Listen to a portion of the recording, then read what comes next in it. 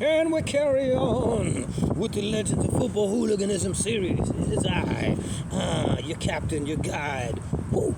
Derek Diablo, Delboy Diablo, Diablo TV. Like and subscribe, do things you're supposed to do. And this is like a reverse legend. This is like an anti-legend. I'm talking about Steve Dolan. The fantastic Steve Dolan, the fantasist.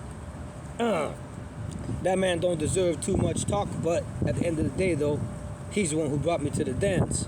He thought he was winding me up to piss me, have a laugh with me by me proposing him to do the first Millwall video, which would have been him sat in front of the pub, Elephant and Castle in it. I figured out what it is now. This time, now I know where to go. So I told him, get 10 of your boys, we're talking on the phone, to get 10 of your boys with ballies. You sat in the front, this is pre-COVID. Offer us out 10 on 10. My guys will see it, I'll do one back. We'll get the promoters talking, bam. He said, okay, yeah, you do it first because, my guys won't understand it. So I done so. So he thought he was winding me up, and it blew up his channel. The same like Central Club podcast. Think they're gonna do something on me, but I play along with it, and then I use it for my advantage. I'm not as dumb as I appear. I get these opportunities, and I know people, whether it's a Vice documentary, they want to take a piss. I know what it is, so I prank them. You think I wake up in the morning and drink a beer? And I wasn't asleep. I'm winding them up. I go to where I teach for a living, where I make money, where Carson Gracie pumping a team. And I brought them there and said, this is a hooligan meeting on a hooligan initiation. And they said, it looks like a martial arts class. You think? I wound them up on every. So this man thought he was winding me up, but look what I done with it. I've done all this, now I get to show my American stuff to the British and to other people. People hold me down in America. People who I've been against in the past and stuff like that. I ain't in the streets like that, but along the way I made a lot of enemies. You feel me? But my enemies gotta respect me, and it's all old in the past. I ain't out there doing that. But we get to the Steve Dolan. I was been trying to box in England since 2018. Once I found out it was a gimmick, then I said, well, let's me and you have a boxing match. And I arranged it. I got it to the point of Liam Galvin. Been talking to him since back then for this purpose. Now check the man like Liam Galvin. Number 2 British filmmaker behind Nick Love. Number 1 reality British filmmaker. He got an interview, he just interviewed me. And it's coming out. Stay tuned, it's gonna come out soon. And the man like Savage Audits. Oh, you watching with bated breath. You're a smart man, that Savage Audits. Here's another one for you, the Steve Dolan. Look up this thing. So I had the whole boxing match set up in Sunderland with the Seaburn casuals who are in boxing, and they got other certain motorcycle club there for security. So we had it set up. We had 1,500 quid to show. Well, it's good for a white collar fighter or something like that. We both had 1,500 quid to show. Then it's going to be on Sky TV because Liam Galvin has the deal. He's going to film it.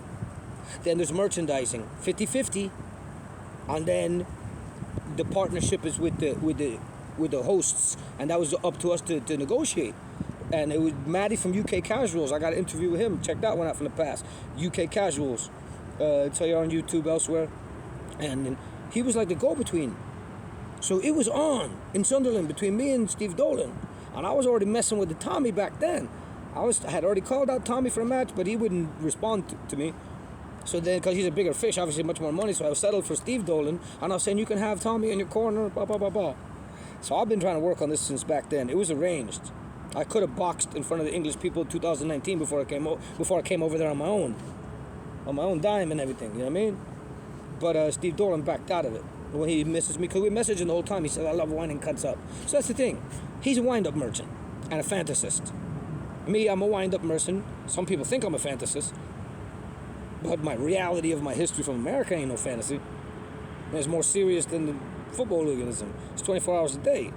You know what I mean? So instances of fighting and things that have happened, Chelsea Headhunters and the like, Millwall, it's history and it's legends. It's like Warriors, It's 70s gangs, 80s gangs, America, 90s gangs. So with Steve Dolan, people don't understand why I would have time for him, and people think I shouldn't mention his name, but he gave me my start really with the British football hooligans and gave me my exposure to them. He's his own man.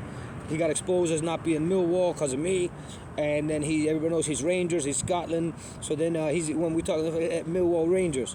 So I think he is funny in a lot of ways. He's capitalized on the scene, on the hooligan scene, and profiteered off it. But here's the only one bad thing, and this is where I leave in the public opinion court. They say he's a police informant. So if that's the case, I don't mess with pedophiles. I don't mess with police informants. Bomb. So if in the comments you guys got some real evidence, because I asked for evidence. Like, okay, where's the evidence? Oh, what is his channel is a police informant? So you're saying he's dry snitching, like he's putting information out there. Well, then that applies to all these hooligans who make books and talk about it online. So then, and people say, oh, real hooligans don't talk about it, don't publicize themselves. Oh, really? So then Cass Pennant's not a hooligan, real hooligan to you. I'm not saying it. I'm not the authority. I'm a skinhead. I'm authority on my stuff. I'm the ambassador and I'm the spearhead of the British football hooliganism and casuals culture in the United States, but I'm not the first one into it. It's all over the country. All skinheads know about it. And little by little, more and more skinheads, all you got to do is get Adidas trackie and some Adidas, and you're from a skinhead, you're a casual. Hey, man, I think that might be my flight. Time for me to come over. Dolan, I'll see you in Scotland sometime, champ.